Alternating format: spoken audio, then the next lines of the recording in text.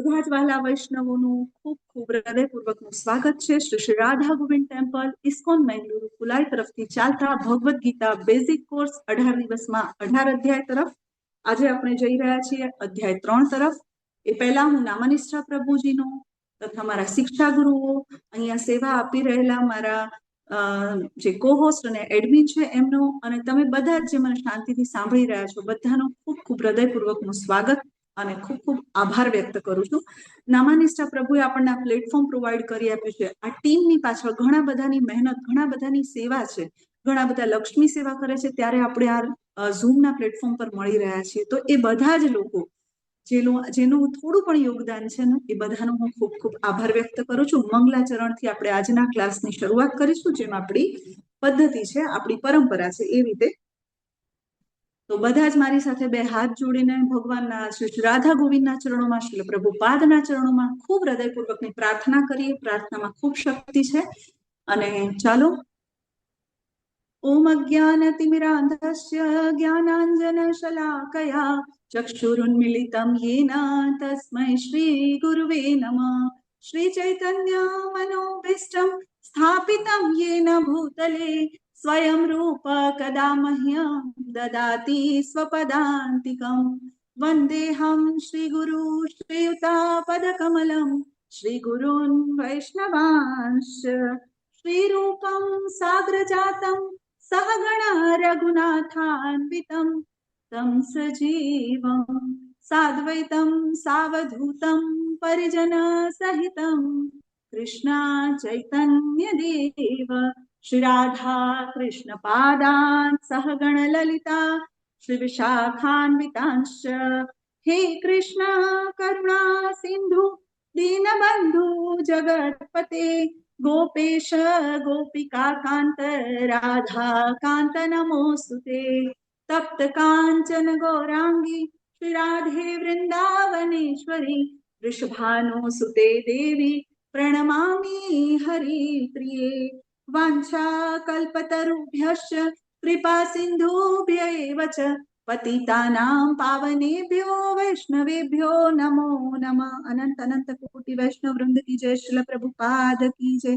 नमो विष्णुपादाय कृष्ण पृष्ठाय भूतले श्रीमते भक्ति वेदांत स्वामी निति नामिने। नमस्ते सरस्वते देवी गौरवाणी प्रचारिणे निर्विशेष शून्यवादी पाश्चात्य देशतारिणे। जय श्री कृष्ण चैतन्य प्रभु नित्यानंद श्री अद्वैत गदाधर श्रीवासादि गौर भक्त वृंद। બધા મારી સાથે હાથ ઉપર કરીને हरे कृष्ण हरे हरे कृष्ण कृष्ण कृष्ण हरे हरे राम हरे राम हरे राम राम राम हरे हरे। हरे कृष्ण माताजी सादर हरे प्रणाम। कृष्ण माताजी दंडवत प्रणाम। हरे कृष्ण ખૂબ સ્વાગત છે। દંડવત પ્રણામ। प्रणाम। દંડવત प्रणाम माताजी। ગણપત પ્રણામ। હરે કૃષ્ણ। ગણપત પટેલ પ્રભુજી, આરતી ઉર્મિલા માતાજી, જે પણ પછીથી જોડાયા છે, કોઈના નામ ન લઈ શકું તો મને ક્ષમા કરજો, કારણ કે સ્ક્રીન પર નામ ઉપર નીચે થઈ રહ્યા છે એટલે મને થોડુંક ખ્યાલ નથી આવતો, પણ તમારા બધા ભક્તોનું, બધા વહાલા વૈષ્ણવનું ખૂબ ખૂબ સ્વાગત છે।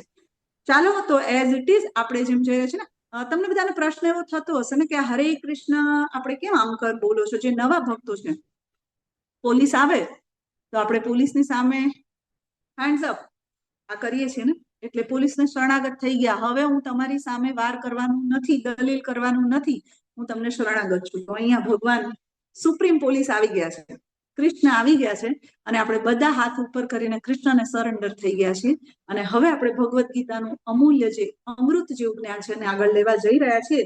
એના પહેલા એકવાર સૌથી પહેલા આપણે બધા એ સમજીશું કે ગઈકાલના અધ્યાયમાં આપણે શું ભણ્યા હતા। રિવિઝન। ચાલો ટીક ટીક 1 5 મિનિટમાં રિવિઝન લઈને આપણે આગળ વધીએ। તમે હેન્ડ રેઝ કરો। કાલના અધ્યાયમાં તમને શું યાદ છે? એક વાક્યમાં, એક સેન્ટેન્સમાં સાર કહેવાનું છે કે આપણે કાલના અધ્યાયમાં શું ભણ્યા હતા। ચાલો। યસ ગીતા માતાજી, હરે કૃષ્ણ, દંડવત પ્રણામ। હરે કૃષ્ણ માતાજી। ગઈકાલના અધ્યાયમાં અર્જુનના યુદ્ધ ના કરવાના કારણોના સામે શ્રી કૃષ્ણના જવાબો, કૃષ્ણએ જવાબ આપ્યા। બોલ। સરસ. યસ, નૈના માતાજી, હરે કૃષ્ણ. એડ કરો માતાજી, એક સેન્ટેન્સમાં એડ. અધ્યાય 2 માં આપણે 7મો શ્લોક કંઠસ્થ કરી રાખવાનો કહ્યો તો, અને શાંતિ ને ચિંતા ને મુક્ત રહેવાની ને વાત કરી હતી આપણે. હરી હરી બોલ માતાજી, ખૂબ સરસ. તમે છે ને સીધું એનું હાર્ટ પકડી લીધું, બીજા અધ્યાયનું હાર્ટ, એટલે કે આપણે 7મો શ્લોક કંઠસ્થ કરવાનો છે. હરી બોલ. આજે આપણે બધા સાથે એકવાર એ શ્લોકને બોલીશું.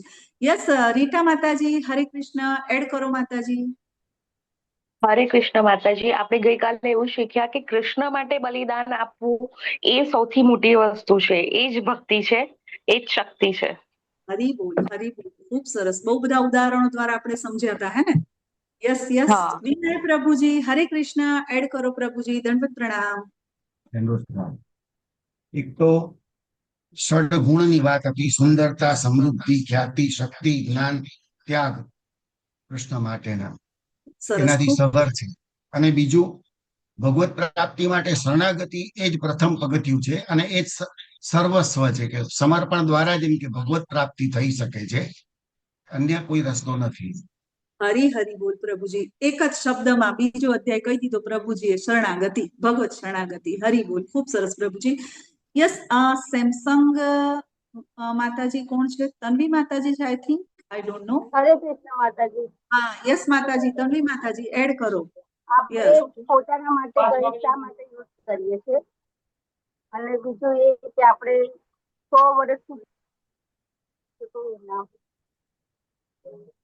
તમારું નેટવર્ક ઇશ્યુ છે કદાચ, મને તમારો અવાજ ઓછો આવી રહ્યો છે. યસ, ચંદ્રિકા માતાજી, હરે કૃષ્ણ. દંડવત પ્રણામ માતાજી. દંડવત પ્રણામ માતાજી. હરે કૃષ્ણ.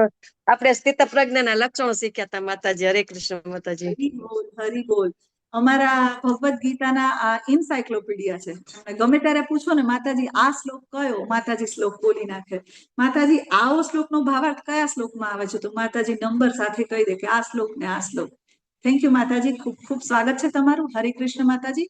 યસ, મનીષા માતાજી, એડ કરો માતાજી. હરે કૃષ્ણ. હરે કૃષ્ણ માતાજી. દંડવત પ્રણામ. કે અસુરી વ્યક્તિ હોય એવા મનુષ્યને ભગવત ગીતાનું જ્ઞાન આપવું ના જોઈએ, એ એક અપરાધ છે. અપરાધ છે. હરી બોલ માતાજી. નામ અપરાધનો એક અપરાધ તમે બોલ્યા. યસ, વિનય દવે પ્રભુજી, તમે બોલ્યા ને, તમારો હેન્ડ્રેસ છે, મને તમારો ફેસ નથી દેખાતો, મૂળમતી ભૂલી જાવ છું. યસ પ્રભુજી. ચાલો, તો બધાએ આપી દીધું. ખૂબ સરસ, તમે બધું જ એડ કરી દીધું છે. આપણે શોર્ટમાં 2 મિનિટની અંદર ફ્લેશબેકમાં જતા રહીએ. અધ્યાય 1 માં આપણે જોયું સૈન્ય નિરીક્ષણ, કુરુક્ષેત્રની યુદ્ધ ભૂમિ પર સૈન્ય નિરીક્ષણ. અર્જુન અને દુર્યોધન દ્વારા કુરુક્ષેત્રની યુદ્ધ ભૂમિ પર સૈન્ય નિરીક્ષણ થાય છે. યસ, હિરલ માતાજી, તમે કઈ એડ કરો છો? હરે કૃષ્ણ માતાજી. હરે કૃષ્ણ માતાજી. દંડવત પ્રણામ. ધારા રાવલ માતાજીએ છે ને ચેટ બોક્સમાં એડ્રેસ કરેલો હતો, તો ઘણા ચેટ બોક્સમાં કરે છે, તો હું એકવાર કહી દઉં કે આપણે જે નીચે વિડીયો મ્યુટ ચેટ ને એવી રીતે છે ને ઓપ્શન, એમાં 3 ટપકા વાળું ઓપ્શન છે, ત્યાંથી તમે હેન્ડ રેસ કરી શકશો માતાજી. હરે કૃષ્ણ. તમે ચેટ બોક્સમાં હેન્ડ રેસ કરો તો મને નહીં દેખાય, એટલે તમારો હેન્ડ રેસ તમારે ક્યાં કરવાનું? નીચે 3 ટપકામાં મોર આવે ને, એ મોર પર જે વાળશો ને ત્યાં તમને આવું આમ દેખાશે આશીર્વાદ, કૃષ્ણ ભગવાનના આશીર્વાદ આપતો પંજો દેખાશે, હે ને? તો આપણે એના, હા, યસ યસ. તો ચાલો, તમારે કઈ એડ કરવું છે ધારા માતાજી, તો તમે એડ કરો. ચાલો આપણે ચાલો. એમાં કાલે કર્યું કે શ્રેય એટલે લાંબા ગાળાનો ફાયદો. એમ બોલ. પ્રે એટલે લાંબા ગાળાનો ફાયદો, અને પ્રે એટલે ટૂંકા ગાળાનો ફાયદો. યસ, અનિતા ગુરુજી માતાજી, એક શબ્દમાં એડ કરો માતાજી. હરે કૃષ્ણ. હરે કૃષ્ણ માતાજી. હરે કૃષ્ણ. હા, એટલે આપણે કાલે જે પરમ દિવસે જે અર્જુને જે કારણ બતાવ્યું ને કે મારે યુદ્ધ કયા કારણથી નથી કરવું, એનું નિવારણ કર્યું છે. કાલના બીજા અધ્યાયમાં ભગવાને એનું નિવારણ કર્યું, એમના શંકાનું, એમના પ્રશ્નોનું નિવારણ કર્યું. પ્રશ્નોના જવાબ આવી ગયો. કઈ નવો પોઈન્ટ એડ કરો. યસ, ચાલો, બધાના ઓલમોસ્ટ વિવો V2420 આવું કોઈ છે? મને તમારો વિડીયો પણ ઓફ છે અને હું જોઈ પણ નથી શકતી કે તમે કોણ છો. તો કાં તો બની શકે તો તમારો વિડીયો ઓન કરો. હેન્ડ રેસ કરેલું છે. ઓકે, ચાલો, તો ફ્લેશબેકમાં જઈએ. અધ્યાય 1 માં તમારા હેન્ડ ડાઉન કરી દો. આપણે આગળ વધીએ અધ્યાય તરફ.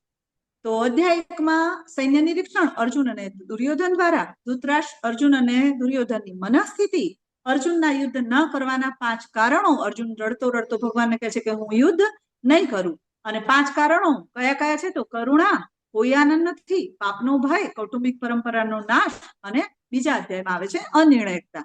અર્જુન આ દલીલ લઈને આવે છે ભગવાન સામે, ત્યારે ભગવાન એને બીજો અધ્યાય આપે છે, અને બીજા અધ્યાયની અંદર એટલે કે ભગવાન, જેમ તમે બધાએ કહ્યું ને, સાચા જવાબ છે કે ભગવાન એના પ્રશ્નોના જવાબ આપે છે, સમાધાન આપે છે, સોલ્યુશન બતાવે છે.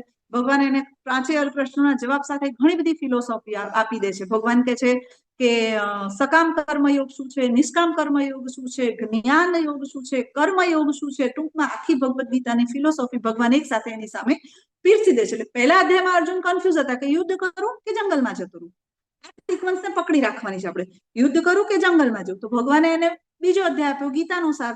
તો અર્જુનજી અહીંયા વધારે કે ભાઈ મને પાપ ના લાગે, આ ના લાગે, તો ભગવાને બધાનું સોલ્યુશન આપ્યું. તો અર્જુનજી હવે વધારે કન્ફ્યુઝ થયા. તો અર્જુનજી કન્ફ્યુઝ ક્યાં થયા? હવે ભગવાન શું કરું? હું શરીર નથી, આત્મા છું. તો આત્માને યુદ્ધ કરવાની ક્યાં જરૂર છે? તો હું જ્ઞાન લઉં ને, ક્લાસ અટેન્ડ કરવા બેસી જવું, કર્મ કરવાની જરૂર નથી. તો હવે મને સ્પષ્ટ કહો, કર્મ કરું, જ્ઞાન યોગ પર ચાલુ, કર્મ માર્ગ પર ચાલુ, કે ત્યાગ માર્ગ પર ચાલુ? અર્જુનજી ફરી કન્ફ્યુઝ થઈ ગયા. અર્જુનજી જયારે આવી રીતે કન્ફ્યુઝ થાય છે કે હવે મારે શું કરવાનું, તો ભગવાન એમને સમજાવે છે. ભગવાન ક્યાંથી સમજાવે છે? આજના અધ્યાય તરફ હવે આગળ વધીએ. કર્મયોગ ખૂબ જ ફેમસ ચેપ્ટર છે, બધાનું પ્રિય ચેપ્ટર છે. મોટા ભાગના લોકો એવું વિચારે છે કે ભગવદ્ ગીતામાં ભગવાન કૃષ્ણએ કર્મ કરવાનું કહ્યું છે, એટલે આપણે કર્મ કરવાનું. સવારે ઉઠીને રસોઈ બનાવવાની, બાળકોને જમાડવાના, ઘરનું કામ કરવાનું, કોઈને નડવાનું નહીં, કોઈનું ખોટું નહીં કરવાનું, એટલે ભગવદ્ ગીતાનું પાલન થઈ ગયું. પણ ભગવદ્ ગીતામાં આવી કોઈ ચર્ચા નથી. ભગવદ્ ગીતામાં કૃષ્ણ કર્મ કરવાનું નથી કહેતા. ભગવદ્ ગીતામાં કૃષ્ણ કર્મયોગ કરવાનું કહે છે. તો આજે આપણે એ સમજવાનું કે કર્મયોગ શું છે, કર્મયોગ કેવી રીતે કરી શકાય, કર્મના બંધન કેવા હોય, કર્મના પ્રકાર કેવા છે, ને તેમાંથી બહાર નીકળવું હોય તો શું કરાય. આજના અધ્યાયમાં ભગવાન આ ચર્ચા કરે છે. આજના અધ્યાયમાં ભગવાન અર્જુનને સકામ કર્મયોગ તરફથી, કર્મકાંડ તરફથી કર્મયોગ તરફ લઈ જશે. એટલે કે આપણને, અર્જુન તો માધ્યમ છે ને, આપણને કર્મ તરફથી કર્મયોગ તરફ લઈ જશે. આપણને શીખવાડશે કે તમારે કર્મયોગ કેવી રીતે કરવું. આપણને ઘણી વાર એવો પ્રશ્ન થાય ને કે માતાજી ઘણા લોકો બધા પાપ કરે છે, બધા પાપ કરે તો એ ખુશ છે, મર્સિડીઝ કરે છે, અને ઘણા ભગવાનની ભક્તિ કરે, કોઈનું ખરાબ ન કરે, કાળા બજારી ન કરે, ક્યારેય કોઈને નુકસાન ન પહોંચાડે, અને તોય દુઃખી કેમ છે? આવો પ્રશ્ન થાય કે ના થાય? ખાલી મને થાય છે કે બધાને થાય છે? બધાને થાય છે ને આવો પ્રશ્ન. આવા પ્રશ્ન થવાનું કારણ થવું જોઈએ. આ નહીં થાય તો આપણે આત્મજ્ઞાન તરફ આગળ નહીં વધી શકીએ, ભગવદ્ ગીતાના જ્ઞાન તરફ આગળ નહીં વધી શકીએ. તો કેમ એવું થાય છે? એ બધા પ્રશ્નોના જવાબ આજે આપણને મળશે, કારણ કે આપણે કર્મના સિદ્ધાંતને સમજતા નથી. આપણે કર્મના સિદ્ધાંતને સમજવા જઈ રહ્યા છીએ કે કર્મનો સિદ્ધાંત કેવી રીતે કામ કરે છે. ભક્તિ કરવાથી દુઃખી થવાય તો ભક્તિ નથી કરવી, એવું ઘણી વાર આપણે સાંભળ્યું છે ને, કે ભક્તિ કરે ને તો ભગવાન બહુ પરીક્ષા લે. આવું સાંભળ્યું છે ને, આપણે સાંભળ્યું છે. તો આપણે આજે એ સમજવાનું છે કે કેમ, કર્મનો સિદ્ધાંત શું છે, અને આ થવા પાછળનું કારણ શું છે. કાલે એક માતાજી મને પ્રશ્ન પૂછ્યો હતો કે માતાજી ક્રોધ કેમ થાય ને ક્રોધમાંથી બહાર કેવી રીતે નીકળાય. તો આજે ભગવાન એ પણ સમજાવે છે. જો ભગવાન કેટલું સાંભળી લે છે કે ક્રોધમાંથી બહાર કેવી રીતે નીકળવું. તો આજના અધ્યાયની ઝાંખી જોઈ લઈએ કે આજે ભગવાન શરૂઆતના 2 શ્લોકની અંદર અર્જુનની મૂંઝવણ, ભગવાન તમે મને બધું એક સાથે આપી દીધું, જ્ઞાન યોગે આપી દીધો ને, કર્મ યોગે આપી દીધો ને, સકામ કર્મ યોગે આપી દીધો ને, નિષ્કામ કર્મ યોગે આપી દીધો ને, પછી પાછું ત્યાગય શીખવાડી દીધું, હું શું કરું, મને સમજાવો. તો અર્જુનજીનો પ્રશ્ન. એના પછી ભગવાન અર્જુનજીને અહીંયા નિષ્કામ કર્મ એટલે ભગવાન સમજાવશે. ભગવાન શું કહે છે કે તું જે કર્મ કરે છે ને, જ્ઞાનની વાત કરે છે ને, તો જ્ઞાન કરતા નિષ્કામ કર્મયોગ વધારે શ્રેષ્ઠ છે. 3 થી 9 શ્લોકમાં આપણે એ જોઈશું. પછી આગળ 10 થી 16 શ્લોકની અંદર કર્મકાંડ થી કર્મયોગ. જો કર્મકાંડ ખોટું છે એવું ભગવાન નહીં કહે, પણ ભગવાન શું કહેશે? ખાલી બીજા ધોરણમાં ભણે જવાનું નથી, ત્રીજા ધોરણમાં ઉભું રહેવાનું નથી, આગળ વધવાનું છે ને. તો ભગવાન આપણને આંગળી ચીંધે છે કે હવે બીજા ધોરણનું તને આવડી ગયું, હવે ત્રીજામાં જા. તો કર્મકાંડ થી ભગવાન આપણને કર્મયોગ તરફ અર્જુન દ્વારા આપણને લઈ જશે. ચોથા પિક્ચરની અંદર તમને અહીંયા ભગવાન એક ઉદાહરણ આપે છે. જો છેલ્લા 17 થી 35 જે શ્લોક છે ને, એમાં અહીંયા તમને દેખાય છે એક ભગવા રંગના વસ્ત્ર પહેરીને એક વ્યક્તિ ઉભા છે, જેમના હાથમાં બીડ બેગ છે. દેખાય છે બધાને? આ કોણ છે ખબર છે? એક આલ્ફ્રેડ ફોર્ડ કંપની નામ સાંભળ્યું છે ને? ગાડીની 4 વ્હીલર ફોર્ડ કંપની, સૌથી જૂની કંપની હેનરી ફોર્ડ. જેમણે સૌથી પહેલી કાર આપી હતી. આ હેનરી ફોર્ડના પૌત્ર છે. હેનરી ફોર્ડ એમના દાદા છે. તો આલ્ફ્રેડ ફોર્ડ અમેરિકામાં એક વખત પ્રભુપાદને મળ્યા અને પ્રભુપાદના સંપર્કમાં આવ્યા પછી પ્રભુપાદથી પ્રભાવિત થયા અને એમણે પ્રભુપાદ પાસેથી દીક્ષા લીધી. આજે સમગ્ર વિશ્વમાં કૃષ્ણ ભક્તિનો ખૂબ સરસ રીતે પ્રચાર કરી રહ્યા છે અને એમનું આધ્યાત્મિક નામ છે અમરીશ પ્રભુ. પશ્ચિમ બંગાળમાં માયાપુરમાં જે આપણું રાધા કૃષ્ણનું સૌથી મોટું મંદિર બની રહ્યું છે ને, જે ઇસ્કોનનું ટેમ્પલ, જે આપણા ઇસ્કોનનું વડું મથક છે, એના સૌથી મોટા ડોનર છે. 400 કરોડ કરતા વધારે દાન આપી ચુક્યા છે. આટલા મહાન વ્યક્તિ છે અને છતાં પણ સીધું સાદું જીવન, વૈષ્ણવ ભક્ત બની ગયા છે અને ખૂબ સરસ સેવા પૂજા કરે છે. તો આ ઉદાહરણ દ્વારા હવે આપણે એક વસ્તુ કહીએ કે ઘણા લોકો કહે ને કે ભારતના બધા જ પૈસા ઇસ્કોન દ્વારા ફોરેનમાં જાય છે, તો અહીંયા તો ઊંધી ગંગા વધી આવીને, ઊંધી ગંગા. 400 કરોડનું દાન અમેરિકામાં રહેલા અમરીશ પ્રભુએ ઇન્ડિયાના મંદિરને આપ્યું છે. તો વિધર્મી લોકો દ્વારા જે પ્રચાર પ્રસાર થતો હોય એનાથી ચેતતા રહેવું, આપણા ધર્મને જાણવો અને સમજવું. હવે આપણે આગળ કર્મયુગની ચર્ચા પર જ્યારે આવીએ છીએ ત્યારે આપણે શું જોવાનું છે કે ભગવાને આ અધ્યાયની શરૂઆત ક્યાંથી કરે છે ખબર છે? 2.47 બીજા અધ્યાયનો શ્લોક પકડ્યો ભગવાને. કયો? કર્મણ્યેવાધિકારસ્તે મા ફલેષુ કદાચન. ભગવાન શું કહે છે? તારે કર્મ કરવાનું છે, પણ કર્મનો ત્યાગ નથી કરવાનો. શેનો ત્યાગ કરવાનો છે? ફળનો ત્યાગ કરવાનો છે. કર્મ કર્યા પછી એના બદલો શું મળશે એ ભાવનાનો ત્યાગ કરવાનો છે. તો ભાઈ અઘરું છે ને. કર્મ કરી દઉં, નોકરી કરો, હે ને, ધારા માતાજી જોબ કરો, પણ તમારે સેલરીની આશા નહીં રાખવાની. હો, થાય ના થાય ને. સાયન્સના ટીચરને કીધું હોય, સાયન્સના ટીચરને મનીષા માતાજીના ડોટર કે સન હોય ને એમને કીધું હોય કે તારે 12માની પરીક્ષા છે, ભણ, ટકાની આશા નહીં રાખવાની, કેટલા પર્સન્ટેજ આવશે. થાય ના થાય ને. મોટિવેશન શેમાંથી મળે? કોઈ પણ કર્મ એટલા માટે કરીએ છીએ કે આપણને એનો બદલો મળે છે, રાઈટ? તો ભગવાન અહીંયા કહે છે કે મોટિવેશન શેમાંથી મળે? તો આ આપણે ગુરુના માધ્યમ દ્વારા આપણે આજે સમજીશું કે ફળ ઉપર આપણો અધિકાર નથી. ફળ તો આપે છે, કરેલું ક્યાંય વ્યર્થ જતું નથી. ફળ તો આપે છે, પણ એ ચિંતા કરવાનો લુકઆઉટ આપણો નથી. એ કોના અંડરમાં આવે છે? ભગવાનના. ભગવાન કૃષ્ણના અંડરમાં એ વસ્તુ આવે છે કે તું કર્મ કર, તારા ફળ પર તારો અધિકાર નથી. એટલે પોતાના કર્મ ફળને ઘણીવાર ઘણા લોકો આખી જિંદગી એમાં કાઢી નાખે, મારા લીધે આવું થયું, મારા લીધે આવું થયું. તો ના, તારા કોઈ પણ કર્મના ફળ પ્રત્યે તું જોડાઈશ ને કે તારા લીધે આવું થયું. તું તારું કર્મ ઈમાનદારીથી કર. ભગવાન એવું સમજાવે છે. ધારો કે આપણે એક નાનું એક્ઝામ્પલ લઈએ, ભૌતિક એક્ઝામ્પલ લઈએ કે 2 સ્ટુડન્ટ છે. એક સ્ટુડન્ટના મમ્મી પપ્પા ભગવદ્ ગીતા જાણે છે, બીજા સ્ટુડન્ટના મમ્મી પપ્પાએ ભગવદ્ ગીતા નથી ભણી કે નથી સમજ્યા, રાઈટ? એક સ્ટુડન્ટના મમ્મી પપ્પા આ ક્લાસમાં આવે છે, રાઈટ? તો આપણે ધારો કે ઉર્વી દેસાઈ માતાજીને લઈ લઈએ કે એમણે ભગવદ્ ગીતા વાંચી છે, એમના બાળકો સાથે એ ભગવદ્ ગીતાના સિદ્ધાંતથી ડીલ કરે છે. અને એક પેરેન્ટ્સ છે, એમના સનનો ફ્રેન્ડ છે, એના મમ્મી પપ્પા ભગવદ્ ગીતા નથી જાણતા. તો ઉર્વી માતાજી એમના સનને શું કહેશે? કે બેટા તું વાંચ, તારી એક્ઝામ આવે છે, અત્યારે ટીવી મોબાઈલ ઓછું જો, થોડી વાર રમી આવ અને પછી આવીને તારું ભણવાનું કર, તારું રિવિઝન કર અને ભણવા ઉપર ફોકસ કર. જે વસ્તુ તારે કરવાની બાકી છે એ કર. રિઝલ્ટ શું આવે એની ચિંતા તું કરીશ નહીં. અને પેલા માતા પિતા શું કહેશે ખબર છે? જો ફી ભરી છે, સારી સ્કૂલમાં, સારી ટ્યુશનમાં મૂક્યો છે, આટલા પૈસા ખર્ચા છે, રિઝલ્ટ સારું લાવજે, નહીં તો પછી પેલા બાજુવાળાનો છોકરો છે ને એનું રિઝલ્ટ તારા કરતા વધારે હશે. અને પછી પેલા મામા ને કાકા તો કહેશે કે આખું વર્ષ ક્યાંય બહાર નીકળ્યા નહીં, શું રિઝલ્ટ લઈને આવ્યો? હવે મને કહો કે આ બંનેમાંથી કોનું રિઝલ્ટ સારું આવશે? જેણે કર્મ પર ફોકસ કર્યું છે એનું, કે જેણે પછી રિઝલ્ટ પર ફોકસ કર્યું છે એનું? કહો તો મને કોનું પરિણામ સારું આવશે? કર્મ ઉપર કર્યું છે એનું. કર્મ ઉપર ફોકસ કર્યું છે એનું પરિણામ સારું આવશે ને, કારણ કે એનું ધ્યાન કર્મ પર છે, એને રિઝલ્ટનું પ્રેશર નથી. બરાબર? આજે આપણે જોઈએ કોટા જે છે ને એજ્યુકેશન હબ છે, રાઈટ? કોટાની અંદર એજ્યુકેશન હબ છે, ત્યાં હોસ્ટેલોની અંદર બધા સીલિંગ ફેનને ગ્રીલથી પેક કરવામાં આવે છે. કેમ? રિઝલ્ટ આવે ને એના પછી ન્યૂઝ ચાલુ થઈ જાય, સ્યુસાઇડ, સ્યુસાઇડ, સ્યુસાઇડ, આત્મહત્યા થઈ જાય ને. બાળક પર કેટલું પ્રેશર હોય, સ્કૂલનું, ટ્યુશનનું, ભણવાનું, પાડોશીનું, સગાવાલાનું, મામા, માસી, ભાઈ, કાકા, મમ્મી પપ્પાએ. હવે આ બધાનું ટોર્ચર લઈને બાળક આત્મહત્યા ન કરે તો શું કરે? તો આપણે એમાંથી શીખવાનું છે કે બાળક સાથે તો આપણે પણ આપણું કર્મ કરવાનું છે. ભગવાન શું કહે છે? તું મહેનત કર, તું કર્મ કર, તારા ફળની આશા તારે કરવાની નથી. ફળ તો આપણને ભગવાન આપે છે.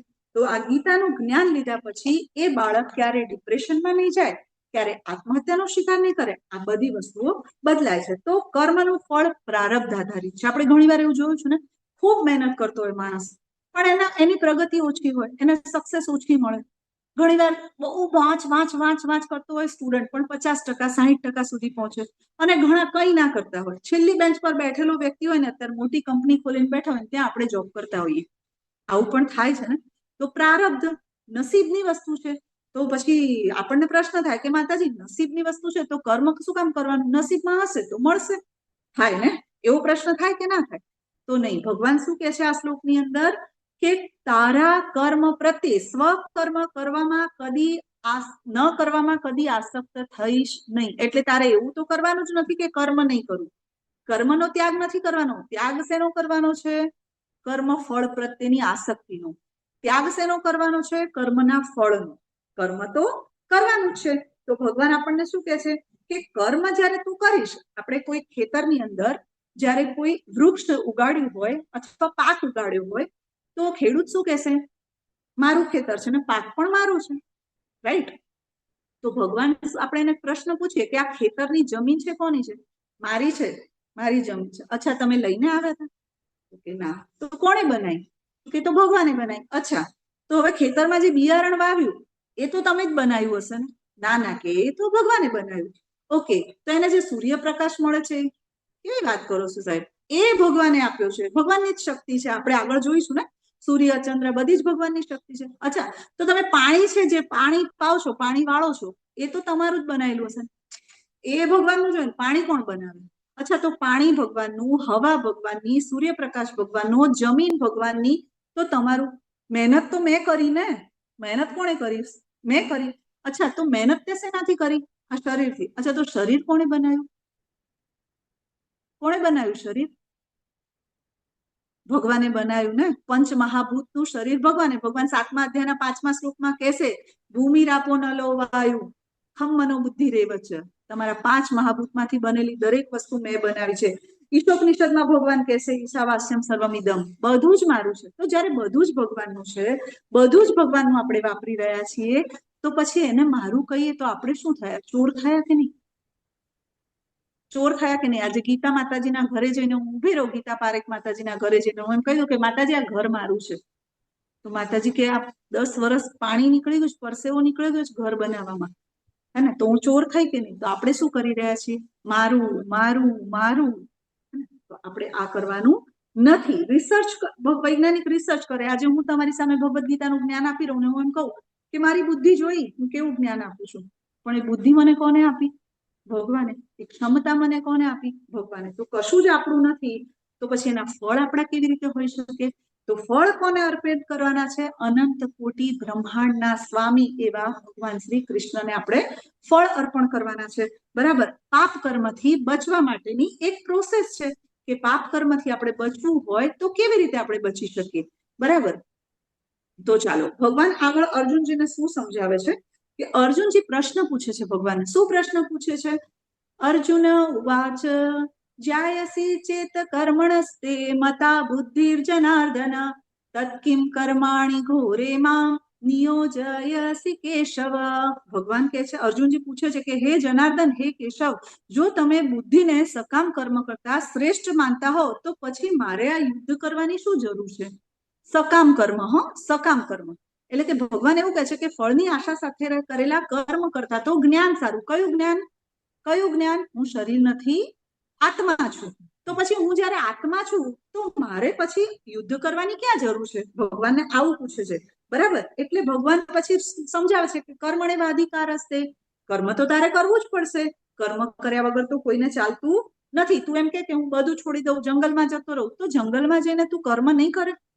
ત્યાં એ કંદમૂળ શોધવા તો જઈશ ને, ફળ શોધવા તો જઈશ ને, શ્વાસ તો લઈશ ને ભાઈ. તું શ્વાસ તો લઈશ તો એ તારું કર્મ છે, એ બંધન છે. તો પછી તો ભગવાન, તો તારે એ કર્મ તો કરવાનું જ છે. તું બ્રાહ્મણ બની ગયો, બ્રાહ્મણ બનીને ભિક્ષાટન કરીશ તો શું તું કર્મ નહીં કરે? તો કર્મ તો તારે કરવાનું છે. એટલે ભગવાન એવું કે છે કે કર્મ તો તારે કરવું જ પડશે, બધું છોડી દઈશ તોય. એટલે અર્જુનજી આગળ કહે છે કે ભગવાન હવે ફરી કન્ફ્યુઝ કર્યો તમે મને. ફરીથી કન્ફ્યુઝ કર્યો. એક બાજુ તમે જ્ઞાન આપ્યું અને હવે ફરી કન્ફ્યુઝ કર્યો. ભગવાનને શું કહે છે, તમારા દ્વિઅર્થી ઉપદેશોથી હું મારી મતિ મૂંઝાઈ ગઈ છે, કૃપા કરીને નિશ્ચયપૂર્વક મને જણાવો કે આમાંથી મારા માટે શ્રેય સૌથી હિતાવહ શું છે. જુઓ ઉપર ભગવાન શું પૂછે છે, તદેકમ વદહ. તદેકમ વદ એટલે કે કોઈ એક માર્ગ કહો. હું કયા માર્ગ પર ચાલું? જ્ઞાન માર્ગ પર ચાલું, કર્મ માર્ગ પર ચાલું કે ત્યાગ માર્ગ પર ચાલું? મને સમજાતું નથી. તદેકમ શ્રેય, મને કોઈ એક વસ્તુ. ભગવાન જ્યારે જ્યારે પણ અર્જુન ભગવાન પાસે માંગે છે ત્યારે શું માંગે છે? શ્રેય માંગે છે, પ્રેય માંગતા નથી. લાંબા ગાળાનો ફાયદો, મારું ઘર મોટું થઈ જાય, મારી ગાડી મોટી આવી જાય, મારા દીકરાને જોબ મળી જાય, આવું કંઈ માંગતા નથી. ભગવાનને ખબર છે તારા માટે શું શ્રેય છે. એટલે ભગવાન કહે છે કે કોઈ એક, અર્જુનજી કહે છે કોઈ એક ઓપ્શન આપી દો ભગવાન, મને સમજાતું નથી, મને કહી દો હું શું કરું? જંગલમાં જતો રહું? અચ્છા, ભગવદ ગીતાનો ક્લાસ અટેન્ડ કરું? અચ્છા, એ ના કરું તો જંગલમાં જતો રહું? હું શું કરું? આપણે કહીએ ને, માતાજી તમે કહી તો દો છો કે ભગવદ ગીતાના ક્લાસ સાંભળો, તો ઘરનું કામ છોડી દઉં, ટિફિન બનાવવાનું મૂકી દઉં, કપડાં ધોવાના છોડી દઉં, બાળકોનું ધ્યાન રાખવાનું છોડી દઉં? શું કરું? મને સમજાતું નથી. તમારા ક્લાસ ભરવા બેસી જાઉં, સવારે રાત્રે સાંજે આ કરું. તો ભગવાન શું કે છે આગળ? ભગવાન એમને આપે છે કે તારે શું કરવાનું છે, કેવી રીતે. આ બધી વસ્તુ આપણે ટેન્શનમાં આવી જઈએ કે નહીં, કે ચાલો શું કરું? કન્ફ્યુઝ થઈ જાય. અર્જુન પણ કન્ફ્યુઝ થઈ ગયા. ભગવાનના ભક્તો ક્યારેય કન્ફ્યુઝ થતા નથી.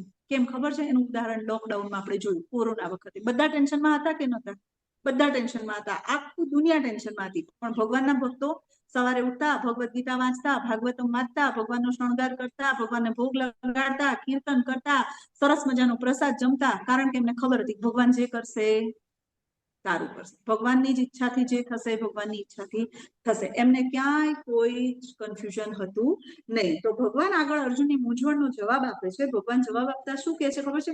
ભગવાન એમને સમજાવે છે કે તું એક પણ ક્ષણ કર્મ કર્યા વગર રહી શકીશ નહીં. પ્રત્યેક વ્યક્તિ તેને ભૌતિક પ્રકૃતિ દ્વારા મેળવેલા ગુણો અનુસાર વિવશ થઈને કર્મ કરવું પડે છે. તેથી કોઈ પણ મનુષ્ય એક પણ ક્ષણ કર્મ કર્યા વગર રહી શકતો નથી. આપણે કોઈ પણ જીવ એક પણ ક્ષણ માટે કર્મ કર્યા વગર રહી શકતા નથી. તો કર્મ તો કરવું જ પડશે. તમે જ્યારે દુનિયામાં આવો છો ત્યારે પૂર્વજન્મના કર્મ અને મૃત્યુ સમયની ઈચ્છા, આ બેના દ્વારા નવો જન્મ પ્રાપ્ત થાય છે. આગળ આપણે ભણીશું, 8મા અધ્યાયમાં આપણે ભણીશું આ વસ્તુ. અને ભગવાન કહે છે કે યમ યમ વ્યાપી પરમ, જે ભાવથી તમે ઈચ્છા કરો એ ભાવે તમને એ નવી યોનિ મળે છે. અને નવી યોનિમાં અમુક પ્રકારનો દેશ, અમુક પ્રકારનું શહેર, અમુક પ્રકારનો પરિવાર, અમુક પ્રકારના મા બાપ, અમુક પ્રકારની પત્ની, અમુક પ્રકારના બાળકો, અમુક પ્રકારના મિત્રો તમને પ્રાપ્ત થાય છે. સતોગુણમાં હોય તો એને સારા કર્મો કરનાર વ્યક્તિ અને સારું કર્મ મળે છે. રજોગુણમાં હોય તો એને ખૂબ જ લોભ અને મમત્વ જાગે છે. અને તમો ગુણમાં હોય તો એ ખૂબ જ ખરાબ કર્મો કરે છે. આ રીતે જે કર્મ ભૌતિક પ્રકૃતિ પ્રમાણે એને મળે છે. હવે આગળ ભગવાન શું કહે છે કે પ્રભુપાદ એવું કહે છે કે આત્માનો સ્વભાવ છે કર્મ કરવાનો. કર્મ કર્યા વગર કોઈ પણ આત્મા રહી શકતો નથી. જેવા આ સૃષ્ટિમાં આયા ને, જગતમાં જેવા માતાના ગર્ભમાં આયા એટલે ત્યાંથી કર્મની પ્રક્રિયા ચાલુ. 3 ગુણોને આધીન જે દેશમાં જઈએ એ દેશના નિયમ આપણે ફોલો કરવા પડે. તો કર્મ તો કરવું જ પડશે. એટલે ભગવાન આગળ અર્જુનને શું કહે છે ખબર છે? કર્મેન્દ્રિયાણિ સંયમ્ય ય આસ્તે મનસા સ્મરન ઇન્દ્રિયાર્થા વિમૂઢાત્મા મિથ્યાચારઃ સ ઉચ્યતે. મિથ્યાચાર. અર્જુનને કહે છે કે તારા મનથી તો તે કર્મનો, તારા ઇન્દ્રિયોને તો સંયમમાં લઈ લીધી. મારે 11 છે ને આજે કંઈ ખાવાનું નથી, પણ મનમાં પીઝા, બર્ગર, સેન્ડવિચ આ બધું ચાલે છે, હે ને? તો પછી આ તો મિથ્યાચાર કહેવાય. જો અહીંયા એક પિક્ચર છે તમારી સામે, આ સાધુ છે, એમના એક હાથમાં સિગરેટ છે, દેખાય છે ને બધાને? દેખાય છે? હવે સાધુના હાથમાં સિગરેટ એટલે આમ થોડુંક મિસકોમ્બિનેશન ના લાગે? ખરું, સાધુ અને સિગરેટ એવું લાગે ને? તો એ ઘણા લોકો આવા બધાને ગુરુ માની બેસે છે. એક હાથમાં ઢોંગી સાધુ કહેવાય. ઢોંગી સાધુ, યસ, કોઈ બોલ્યું, સરસ સરસ, ઢોંગી સાધુ છે, રાઈટ. તને ઢોંગી કહેવાય, પાખંડી કહેવાય, મિથ્યાચારી કહેવાય, કઈ પણ કહી શકીએ. એક હાથમાં સિગરેટ છે, એક હાથમાં ફોન છે, એક હાથમાં કડા પહેરેલા છે ચાંદીના. ભાઈ સંન્યાસીને, સાધુને આ બધી વસ્તુની શું જરૂર હોય? અચ્છા ચલો ફોન છે, ઓકે. તમે શું ભગવદ્ ગીતાનો પ્રચાર કરો છો? હા તો બરાબર છે, બરાબર છે. મોહનસિંહ પ્રભુજી, તમે ફોનમાં શું સાંભળો છો? ભગવદ્ ગીતાનો ક્લાસ સાંભળો છો?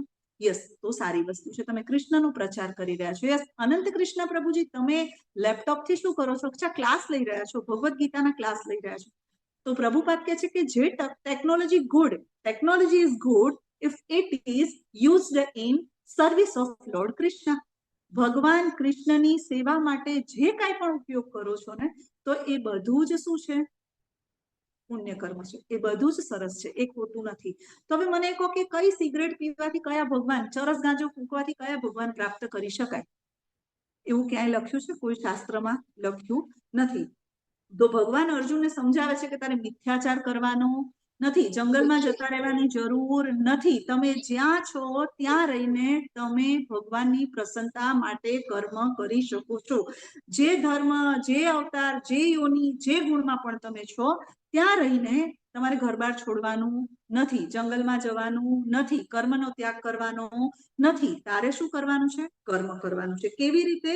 તો જ્યારે પણ કોઈ પણ વ્યક્તિ વ્યસન કરે છે કે આવું કોઈ પણ, તો એ આપણા જે 4 સ્તંભ છે ને, કરુણા, તપ, પવિત્રતા અને સત્ય, આ ધર્મના 4 સ્તંભ છે. ટેબલનો એક પાયો તૂટી જાય તો ટેબલ નીચે આવી જાય. તો આપણે એક પણ સ્તંભ તૂટે નહીં એ રીતે કર્મ કરવાનું છે, હે ને? જીવના સાચા ઉદ્દેશ તરીકે સંન્યાસી કોને કહેવાય? સંન્યાસી કોને કહેવાય? જે કોઈને કૃષ્ણ ભાવનામૃત આપે, જે કોઈને કૃષ્ણની ભક્તિ આપે, જે કોઈને કૃષ્ણની તરફ લઈ જાય, આને સંન્યાસી કહેવાય છે. તો આપણો એ ઉદ્દેશ્ય હોવો જોઈએ. હવે ભગવાન અર્જુનને એ સમજાવે છે કે તું યુદ્ધથી ભાગી જઈશ, યુદ્ધ છોડીને તું અહીંયાથી જતો રહીશ, બ્રાહ્મણો સાથે રહેવા લાગીશ અને તું બધું જ કરતો હોઈશ ને કોઈ આવીને તારી ભિક્ષા છીનવી લેશે અથવા કોઈ બ્રાહ્મણને હેરાન કરશે, તો તું શું કરીશ? શું કરીશ? ક્ષત્રિય છે ને, તો ક્ષત્રિયનું લોહી તો ઉકળી જશે, પાછો તલવાર ખેંચી લઈશ. તો ભાઈ ત્યાં તું યુદ્ધ જ કરવાનું છે, તો એના કરતા અહીંયા હું તને કહું છું એમ યુદ્ધ કર ને ભાઈલા. તારે એ બધું કરીને તું કરીશ તો યુદ્ધ જ. તો પછી તને હું કહું છું એવી રીતે તું યુદ્ધ કર. આ તફાવત છે કર્મ અને કર્મયોગ વચ્ચેનો, આ તફાવત છે. આપણે આ સમજવાનું છે. કર્મ એટલે શું? તો આપણે પોતાની જાતને સેન્ટરમાં રાખીને આપણી પ્રસન્નતા માટે જે કાર્ય કરીએ ને એ કર્મ. કર્મમાં પાછા 2 પ્રકાર છે, કર્મ અને કાર્ય. કર્મ એટલે શાસ્ત્રોમાં કીધું છે એ પ્રમાણે આપણી પ્રસન્નતા માટે કરો એ કર્મ, જેનું બંધન હોય. અને કાર્ય એટલે મનસ્વી પ્રમાણે શાસ્ત્રની વિરુદ્ધમાં તમે કાર્ય કરો એ કાર્ય, જેનું પાપ હોય. કર્મનું બંધન હોય, કાર્યનું પાપ હોય. હવે આપણે કર્મ અને કર્મયોગ ઉપર આવીએ તો ભાઈ કર્મ અને કર્મયોગ વચ્ચે શું તફાવત છે?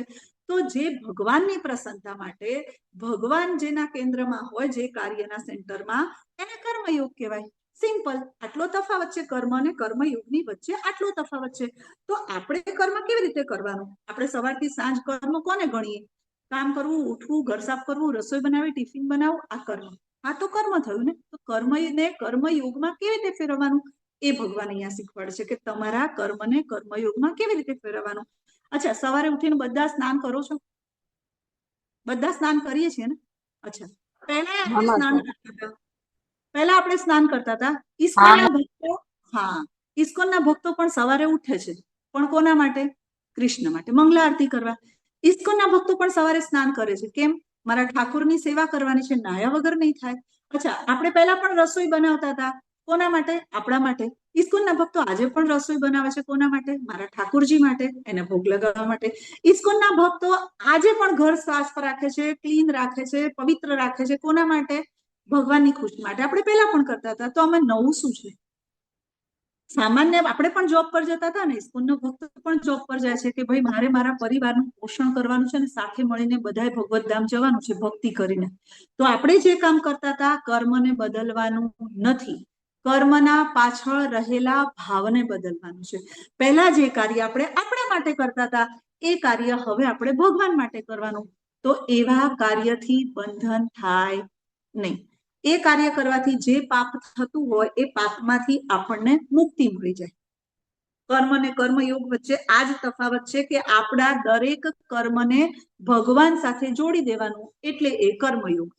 યોગ એટલે શું? અહીંયા યોગા ટીચર કોઈ છે? નીલુ માતાજી કે કોઈ? અચ્છા, તો યોગા ટીચર હોય. યસ, ધાર્મી માતાજી, તમારો હેન્ડ રેઝ છે, તમને કો હોસ્ટ આપી દો. સોરી માતાજી. નહીં વાંધો નહીં માતાજી. યસ, તો યોગા ટીચર હોય તો એ કહેશે કે 1 2 3 up down, yes, breathe in breathe out. એવા યોગની વાત કરે છે ભગવાન? ભગવાને ભગવદ્ ગીતામાં એવા યોગની વાત કરી છે? નહીં. ભગવાન કયા યોગની વાત કરે છે?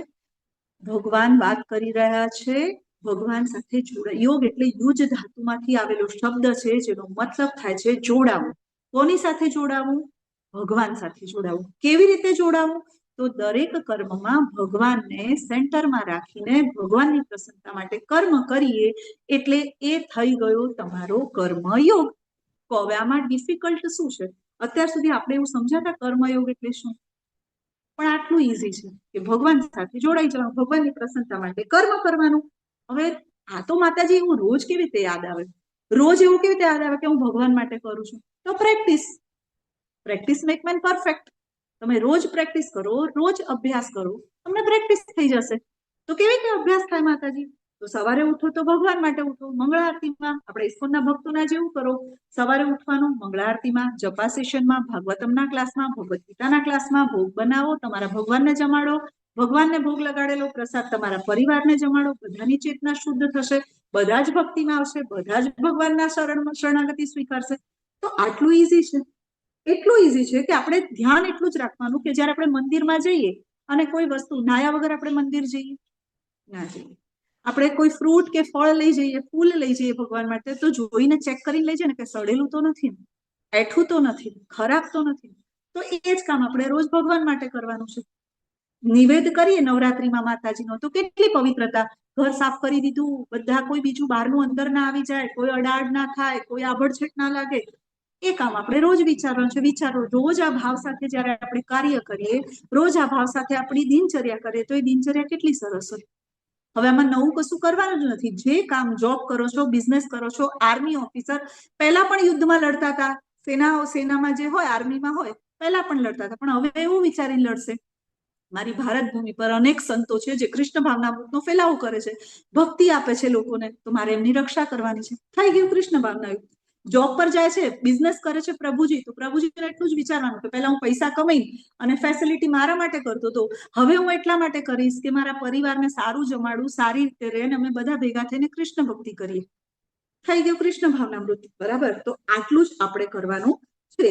કેટલાય આપણે રસોઈ બનાવીએ ને તો જો, એક તો અગ્નિ દેવતાની પરમિશન લીધા વગર આપણે રસોઈ કરીએ એટલે અગ્નિ દેવતાના ગુનેગાર, રજા લીધી નથી. અન્ન ભગવાનનું આપેલી ભગવાનની શક્તિ છે, અન્ન દેવતાની પરમિશન લીધી નથી એટલે અન્ન દેવતાના ગુનેગાર.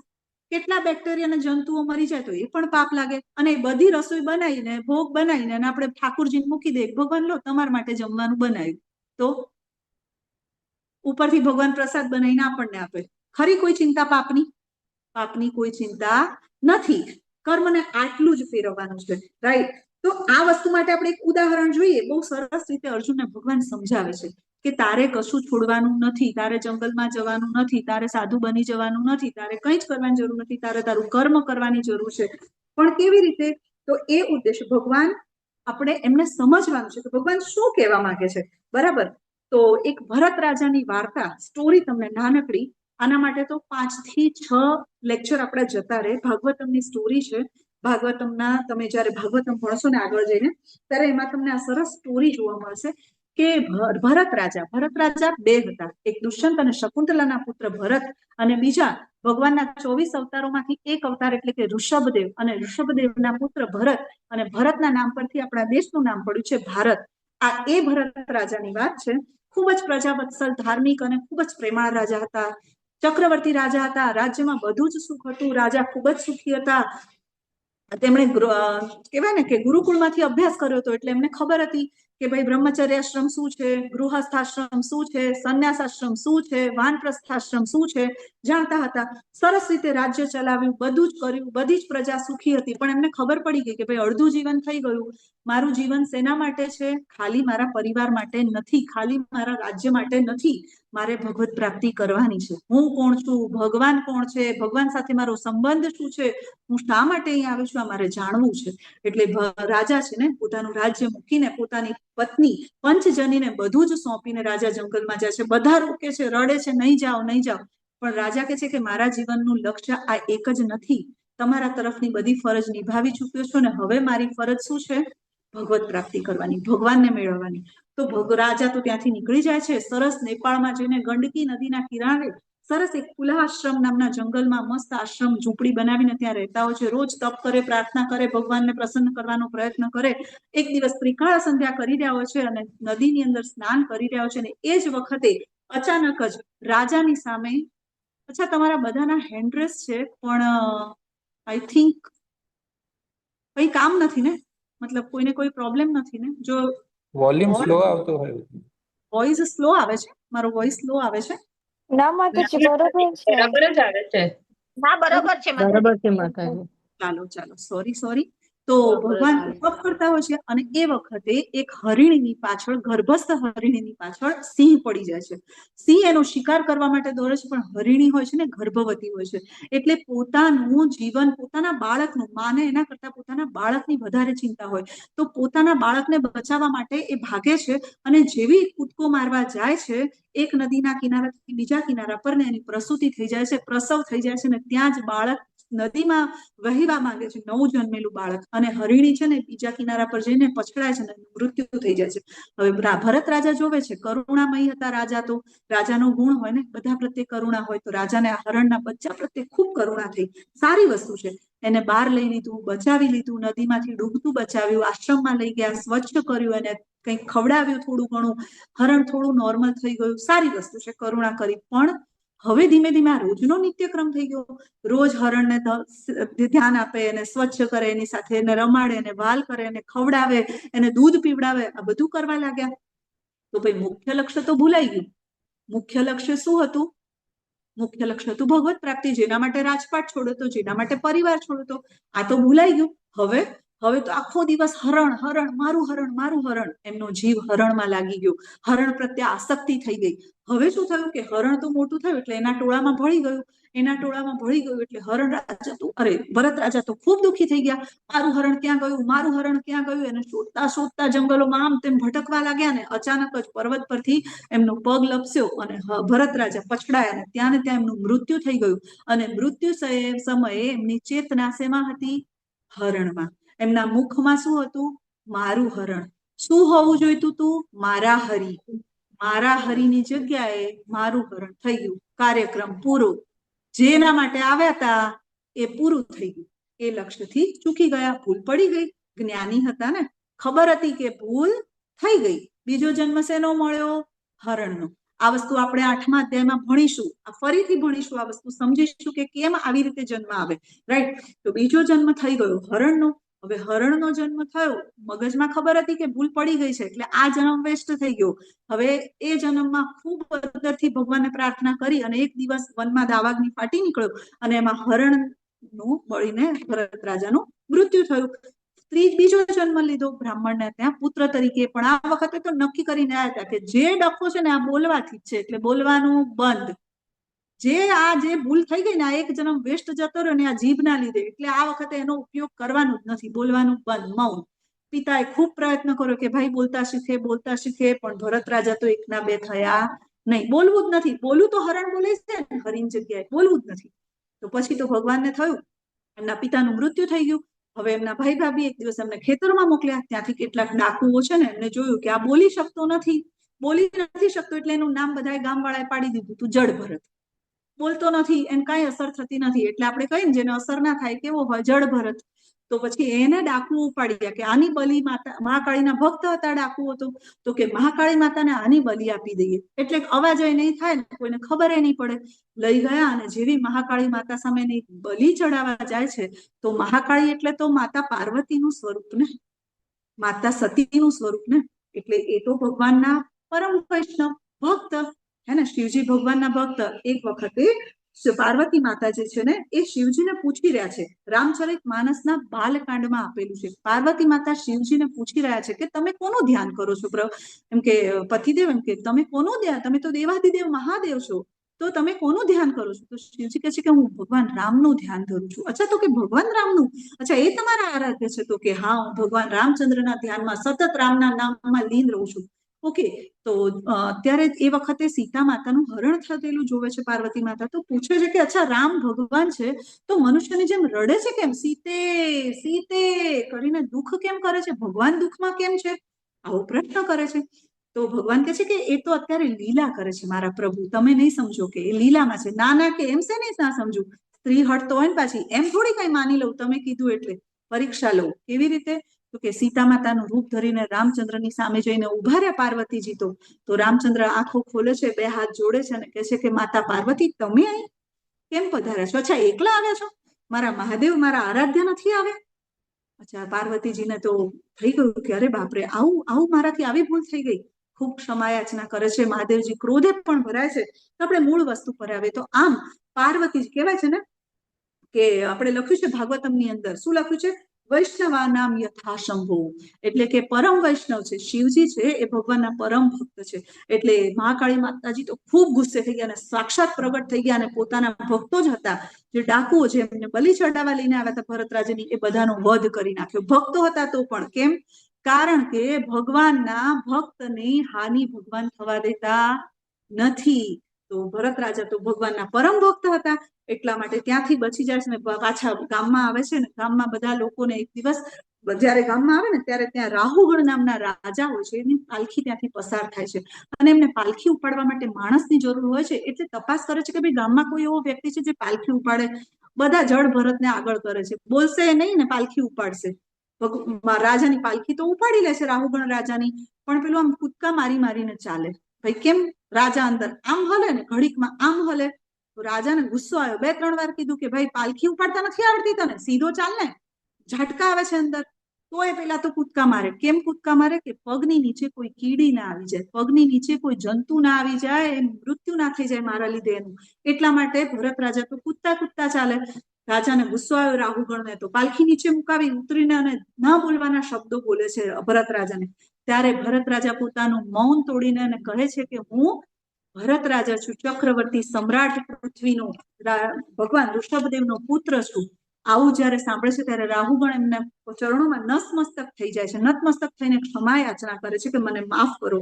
આ પ્રસંગ દ્વારા આપણે એટલું સમજવાનું છે કે ભક્તિ કરવા માટે જંગલમાં જવાની જરૂર નથી. ભરત રાજા જંગલમાં ગયા તોય હરણમાં આસક્તિ થઈ ગઈ. જ્યાં છીએ ત્યાં રહીને ભગવાનની ભક્તિ કરવાની છે. તો ભગવાન અર્જુનને સમજાવે છે કે ક્યાંય જવાની જરૂર નથી, મિથ્યાચાર કરવાની જરૂર નથી, તું જે છે તારું નિયત કર્તવ્ય કર. તો આગળ ભગવાન સમજાવે છે 7મા શ્લોકમાં ભગવાન કહે છે કે નિષ્ઠાવાન મનુષ્ય પોતાની કર્મેન્દ્રિયોને મન દ્વારા નિયંત્રિત કરવાનો પ્રયત્ન કરે છે. અનાસક્ત થઈને કર્મયોગ એટલે કે કૃષ્ણ ભાવનાયુક્ત કર્મનો આરંભ કરે છે, તે ઘણો ચડિયાતું છે.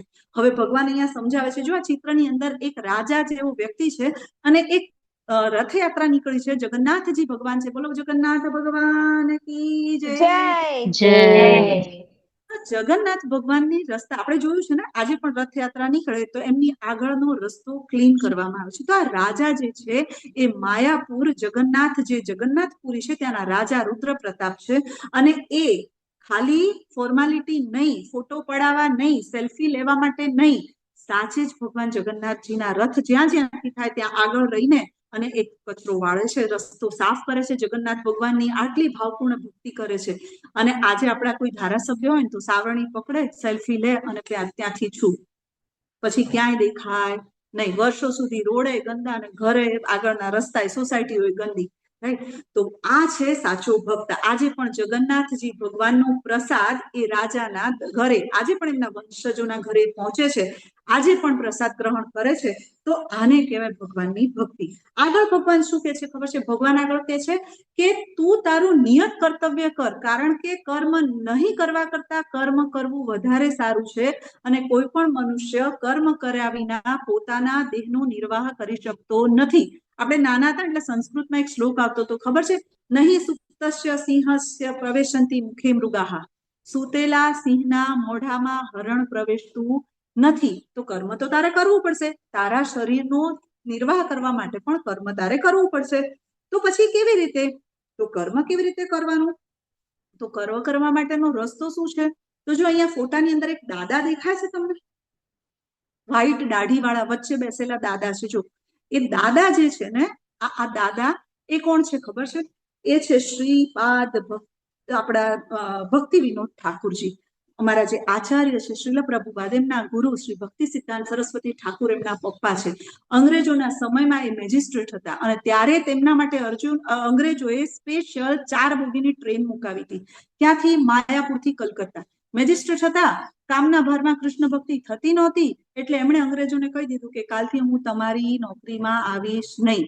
હવે જે ફાઇલ આપણા શ્રીલ ભક્તિ વિનોદ ઠાકુર 15 મિનિટમાં સોલ્વ કરતા હતા, એ ફાઇલ અંગ્રેજોને સોલ્વ કરતા 15 દિવસ લાગતા હતા. અંગ્રેજોને થયું કે આવું તો ચાલશે નહીં, ભાઈ પાછા બોલાવો, જરૂર છે. બરાબર. એમને કહે છે ના ભાઈ ના, મારે નથી, મારે હવે કૃષ્ણ ભક્તિનો પ્રચાર કરવાનો છે, મારો સમય ખૂબ વ્યય જાય છે. તો એમના માટે સ્પેશિયલ ટ્રેન મુકાવી. આજે પણ માયાપુરથી કલકત્તા સુધી એ ટ્રેનના પાટા છે જે અંગ્રેજોએ સ્પેશિયલ શ્રીલ ભક્તિ વિનોદ ઠાકુર માટે મુકાવી હતી. તો આવા હોય છે આપણા ભક્તો કે જેમનું સન્માન, ભક્તનું સન્માન બધે જ થાય છે. તો જ્યાં આપણું ઇસ્કોનનું વડું મથક છે ને, માયાપુરનું ટેમ્પલ, એ આ જ શ્રીલ ભક્તિ વિનોદ ઠાકુરનું સ્વપ્ન હતું જે આજે સાકાર થવા માટે જઈ રહ્યું છે. હવે પાપ કર્મ કેવી રીતે, તો કર્મ કેવી રીતે કરવું એ હવે સમજાવું. કેમ કે કર્મ કરીએ તો બંધન તો થાય. આપણે ગમે તેવી યાત્રા કરી આવીએ, ગંગા સ્નાન કરી આવીએ, સપ્તાહ સાંભળી આવીએ, પણ આવીને પાછું આપણાથી પાપ કર્મ તો થઈ જ જાય છે. તો અર્જુન પ્રશ્ન પૂછે છે કે ભાઈ કર્મ તો થઈ જાય, પાપ તો થઈ જાય છે, હું ગમે તેટલું સમજું તો એ પાપ થઈ જાય છે, બરાબર. તો આ પાપનો સિદ્ધાંત સમજાતો નથી. તો ભગવાન એ આપણને સમજાવે છે પાપનો સિદ્ધાંત, કે પાપ કેવી રીતે પાપ કર્મ કામ કરે છે. આપણો પ્રશ્ન હવે કે સારા માણસો જોડે ખરાબ કેમ થાય, ખરાબ માણસો જોડે સારું કેમ થાય? તો ભગવાન અહીંયા સમજાવે છે કે ચિત્રગુપ્તના જે ચોપડા છે ને, એમને ગુપ્ત કેમ કહેવાય છે? ચિત્રગુપ્ત, કારણ કે એ જે કર્મનો સિદ્ધાંત એ લખે છે ને, એ ગુપ્ત જ્ઞાન છે અને એ શાસ્ત્રોમાં આપેલું છે પાછું. પણ આપણે શાસ્ત્રો વાંચવા નથી, આપણી પાસે શાસ્ત્રો વાંચવાનો સમય નથી. આપણે તો મહાન આત્માઓ છીએ ને, શાસ્ત્ર કોણ ખોલે? બરાબર. તો શાસ્ત્રમાં લખ્યું છે કે કર્મ, ચિત્રગુપ્તના ત્યાં કર્મનો હિસાબ કેવી રીતે થાય છે? તો ભાઈ કર્મની ફાઇલ, પુણ્યની ફાઇલ ને પાપની ફાઇલ બે અલગ ચાલે. આજે હું 20 લાખ રૂપિયાની લાંચ લઈ લઉં અને કાલે વૃદ્ધાશ્રમમાં જઈને 2 લાખનું દાન કરું, તો મારું પાપ ધોવાઈ જાય? ના ધોવાય. 20 લાખની લાંચ લીધાનું પાપ તો ભોગવવાનું જ છે હિરલ માતાજી, પણ જે 2 લાખનું પુણ્ય કર્યું ને એ ફાઇલ અલગ છે. તો જે ખરાબ વ્યક્તિઓ સુખ ભોગવી રહ્યા છે ને, એમની અત્યારે પુણ્યની ફાઇલ ચાલુ છે, અને જે સારા વ્યક્તિઓ જે દુઃખ ભોગવી રહ્યા છે ને, એમની અત્યારે પાપની ફાઇલ ચાલુ છે. એટલા માટે જે દિવસે પાપની ફાઇલ પૂરી થઈ જશે ને, ત્યારે રાતોરાત સેલિબ્રિટી, પેલું કુંભ મેળામાં મોનાલિસા સાંભળ્યું હતું ને, પછી પેલું ચા વાળાનું બી આવ્યું, રાતોરાત સેલિબ્રિટી. અને ઘણાને આપણે જોઈએ છે કે રાતોરાત બિઝનેસમાં બધું જ દેવાળું નીકળી જાય. કાલે કરોડપતિ હતા ને આજે રોડપતિ થઈ ગયા. કેમ? પુણ્યની ફાઇલ બંધ, પાપની ફાઇલ શરૂ. આ એનું શ્રેષ્ઠ ઉદાહરણ છે. તો પાપ કર્મ કરીને પુણ્ય કર્મ કરી લેવું એ કોઈ સોલ્યુશન છે નહીં. તો આવી રીતે આપણા કાર્મિક એકાઉન્ટ ચાલે છે. તો ભાઈ હવે આ કર્મના બંધનમાંથી છૂટવું કેવી રીતે? તમે કર્મ કરો એટલે એનું બંધન તો લાગે જ છે, તો એમાંથી છૂટવું કેવી રીતે? તો અર્જુનજી પ્રશ્ન પૂછે છે ભાઈ એમાંથી છૂટવું કેવી રીતે? તો પહેલા કર્મના પ્રકારને સમજવા પડશે. તો જો અહીંયા કર્મના પ્રકાર આપેલા છે, વિકર્મ, કર્મ, નિષ્કામ કર્મ અને અકર્મ. તો પહેલા એને સમજવું પડશે. તો ભાઈ વિકર્મ એટલે શું? આનું સ્ક્રીનશોટ લઈ લેજો, યા તો ઘણા લોકોને હું જોઉં છું સરસ નોટ બનાવે છે, ઘણા માતાજી પ્રભુજી, ખૂબ સારી આદત છે. નોટ બનાવવાથી આપણને યાદ રહી જાય છે. તો જો નોટ નથી બનાવતા તો સ્ક્રીનશોટ લઈ લો. વિકર્મ એટલે એવું કર્મ કે જે શાસ્ત્રોની વિરુદ્ધમાં છે, જે કર્મ કરવાની ભગવાને ચોખ્ખી ના પાડી છે, એટલે કે પાપ કર્મ.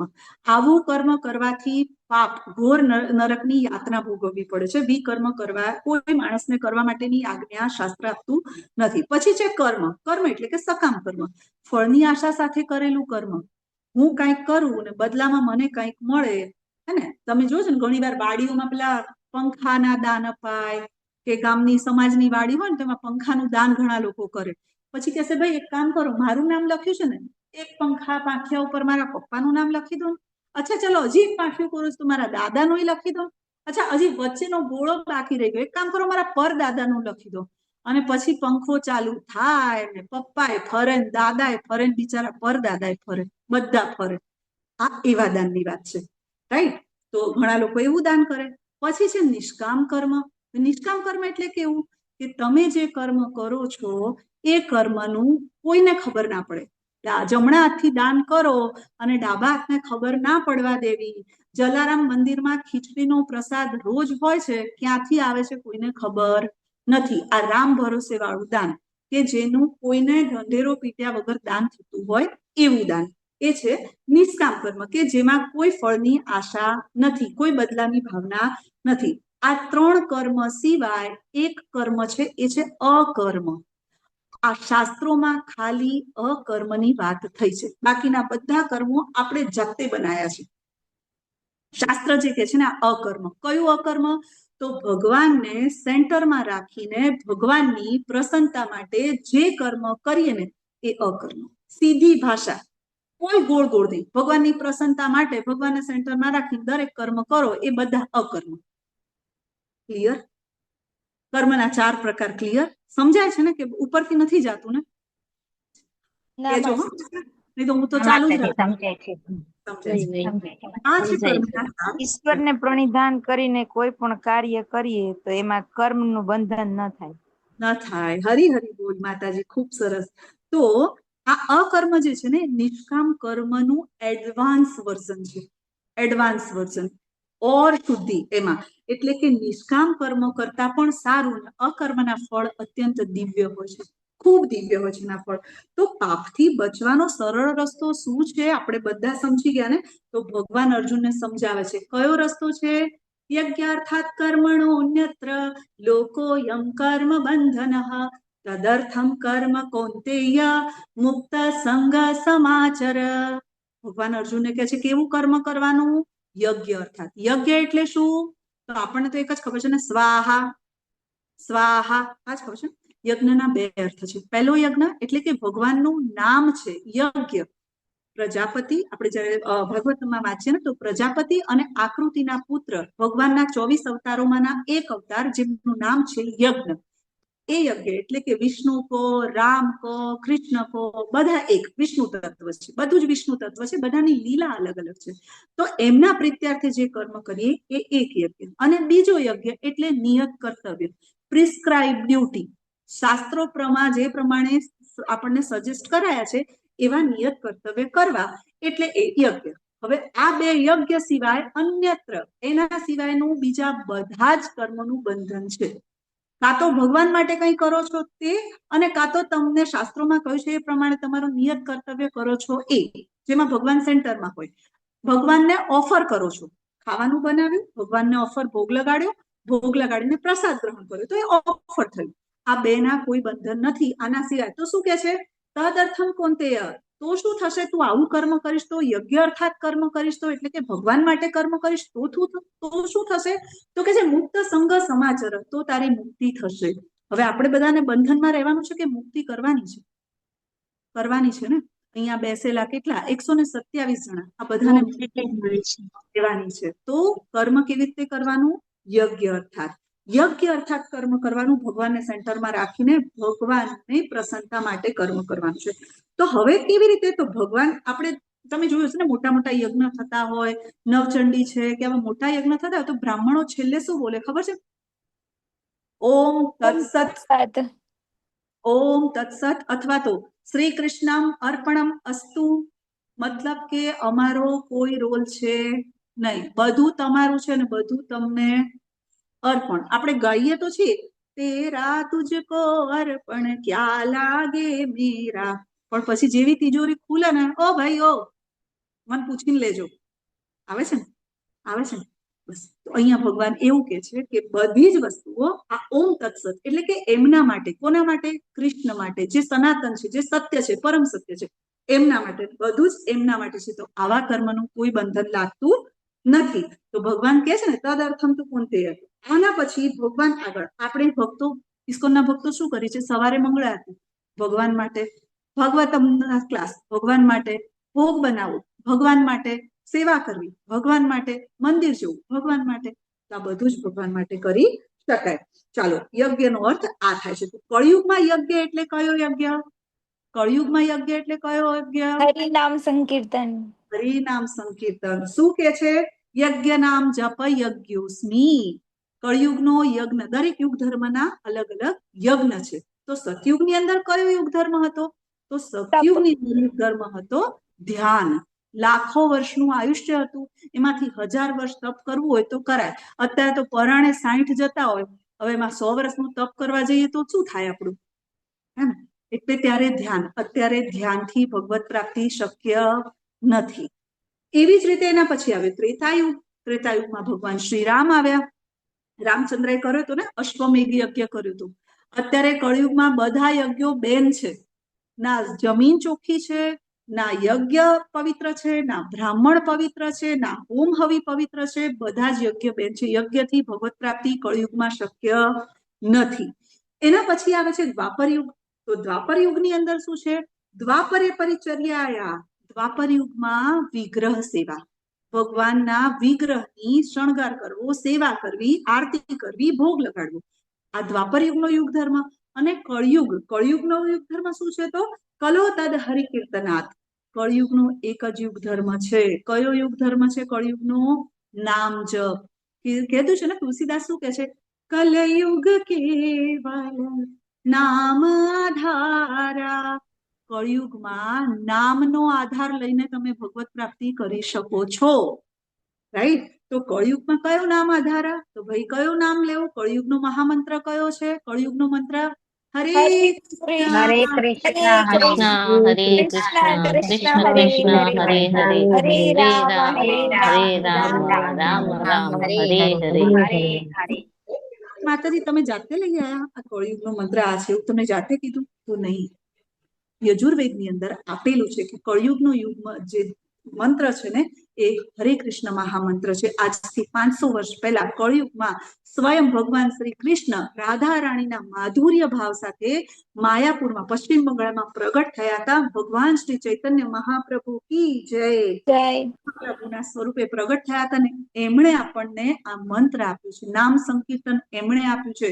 આપણો ઉદ્ધાર કરવા માટે ભગવાનને ખબર પડી ગઈ હતી કે આ બધા છે ને મારું કોઈનું સાંભળેલું યાદ રાખવાના નથી. કાલે ભીંડા ખાધા કે કારેલા ખાધા યાદ નથી. ભલે ભગવત ગીતા કઈ ગયો છું 5000 વર્ષ પહેલા, પણ ફરી યાદ કરાવવું પડશે. એટલે ભગવાન 500 વર્ષ પહેલા આવ્યા, ફરીથી આપણને હરે કૃષ્ણ મહામંત્ર આપ્યો અને આપણને ફરીથી ફટાફટ ભગવત ધામ જવાનો જે કહેવાય ને સીધો હાઈવે, નેશનલ હાઈવે આપી દીધો કે તમે ફટાફટ પહોંચી જાઓ.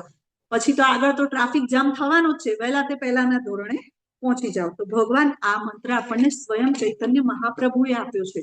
ભગવાન આ ચૈતન્ય મહાપ્રભુ જયારે કલયુગમાં આવે છે ત્યારે કહે છે કે બૃહદ નારાયણીય પુરાણમાં શું કીધું છે? બૃહદ નારાયણીય પુરાણમાં કહ્યું છે હરિર નામ કેવલમ.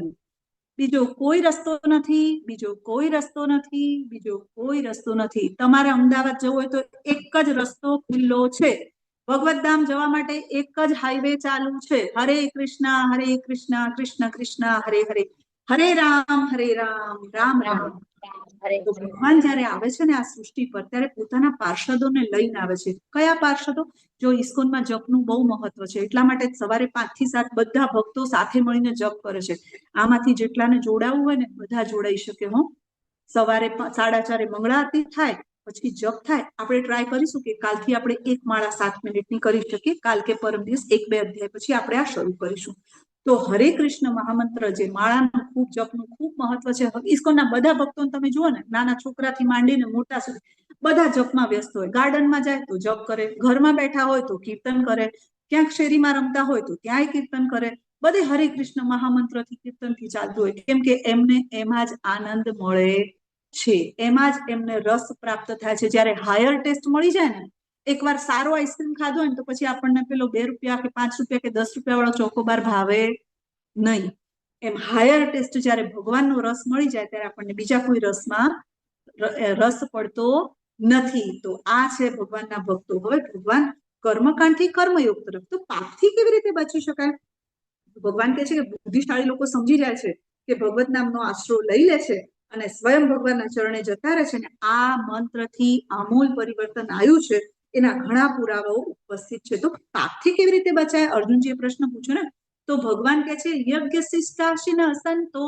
અચ્છા, શું કહે છે ભગવાન? ભગવાનના ભક્તો સર્વ પ્રકારના પાપમાંથી મુક્ત થઈ જાય છે, કારણ કે તેઓ યજ્ઞમાં પ્રથમ અર્પિત કરેલું ભોજન જ લે છે. અન્ય લોકો જેઓ પોતાની ઇન્દ્રિય સુખ માટે ભોજન બનાવે છે તેઓ નક્કી જ પાપ ખાય છે. મતલબ ભગવાનને ભોગ લગાવ્યા વગર જે ભોજન આપણે જમીએ છીએ એ શું છે? ખાલી ને ખાલી પાપ.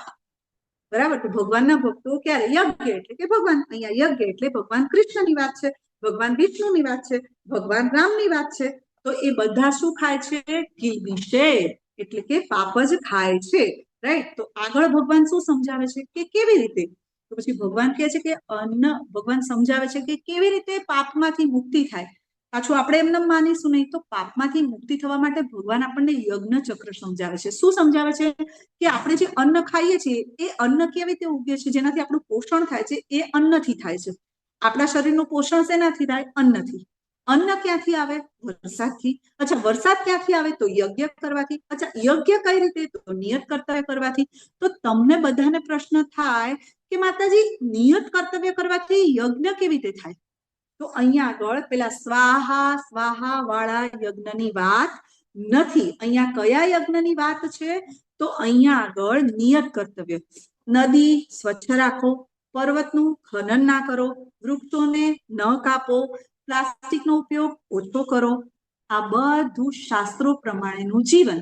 શાસ્ત્રો ક્યાંથી આવ્યા? ભગવાનમાંથી. ભગવાનમાંથી જ આવે ને શાસ્ત્રો. તો શાસ્ત્રો જે કે છે એ ભગવાનની વાણી છે, અને ભગવાન કે આપણે એવી રીતે કર્મ કરવાનું છે. તો ભગવાન આપણને કહે છે કે નદીમાં જઈને કચરો નાખી આવો? ના ને. પણ આપણે તો માતા માતા કરવાનું, ગંગા મૈયા, યમુના મૈયા, અને પછી જઈને ઢગલો નાખી આવવાનો. યમુના જેવી પવિત્ર નદીમાં આજે દિલ્હીનો આખો કચરો ઠલવાય.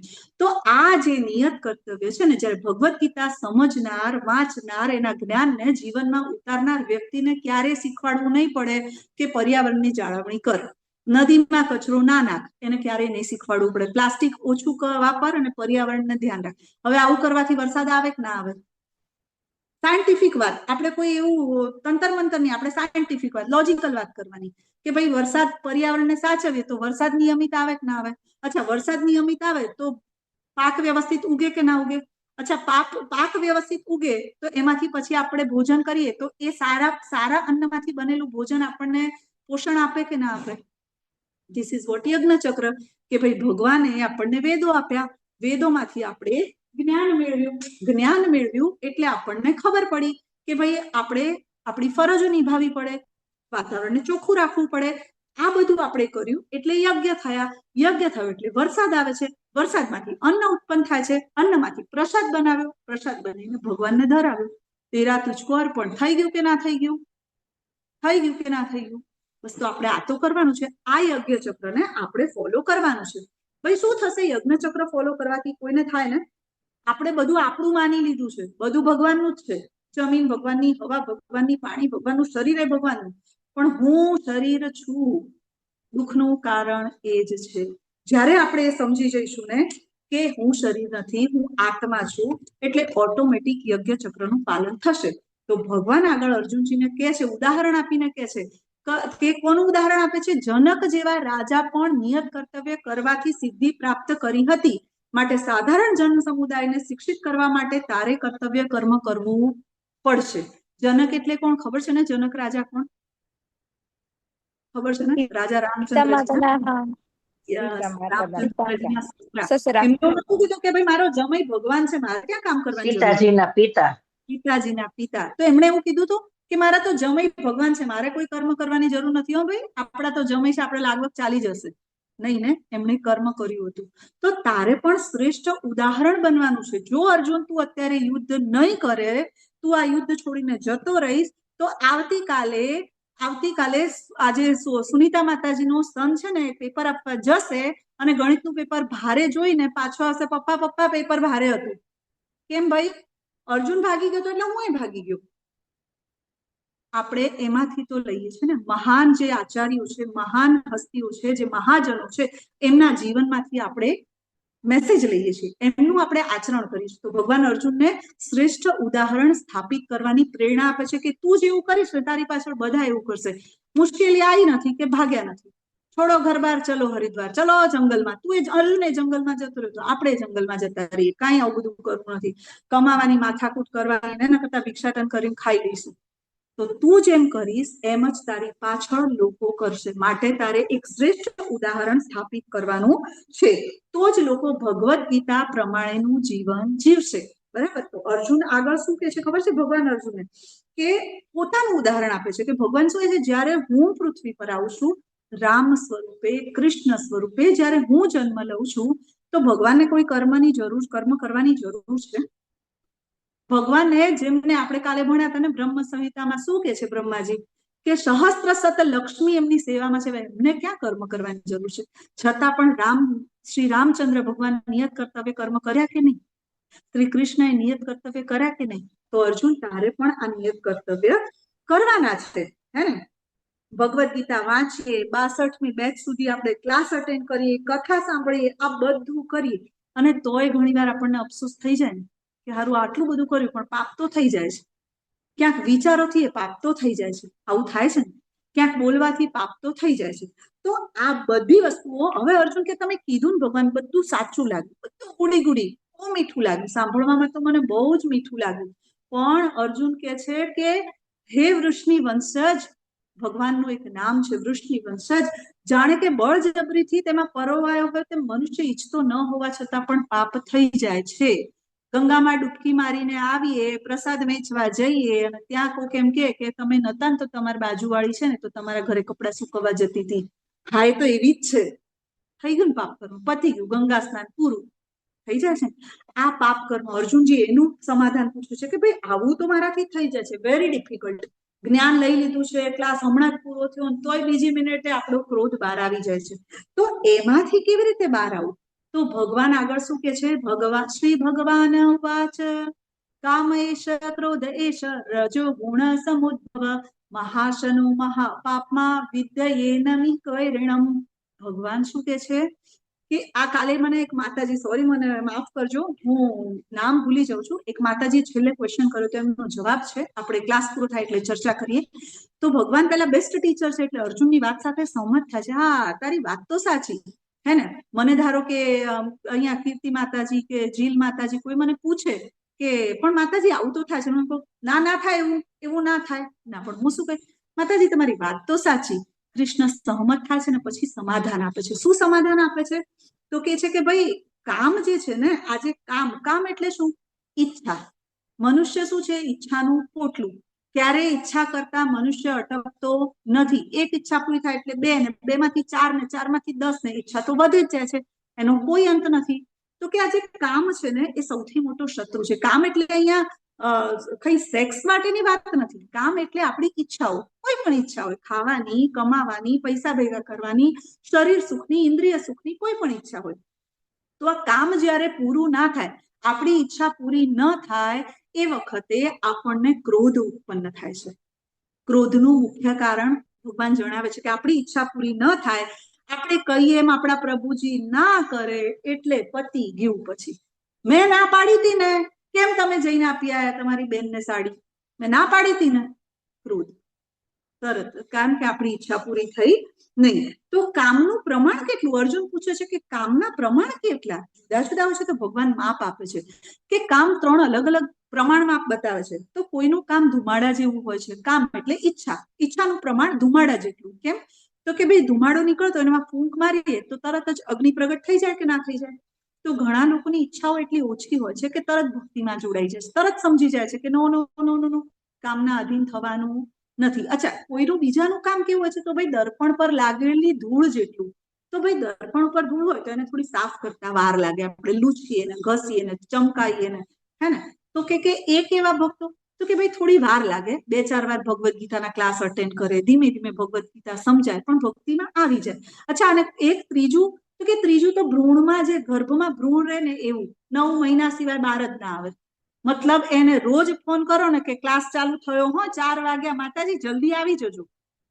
ભાઈ 10 વાર ભગવદ્ ગીતા, પણ એ ક્યારેય ભક્ત બને નહીં, ઘોર તમો ગુણમાં. બરાબર. તો કામના પ્રકાર ભગવાન સમજાવે છે. આગળ ભગવાન શું કે છે કે આ કામનો અગ્નિ છે ને ક્યારે દમન થતો નથી.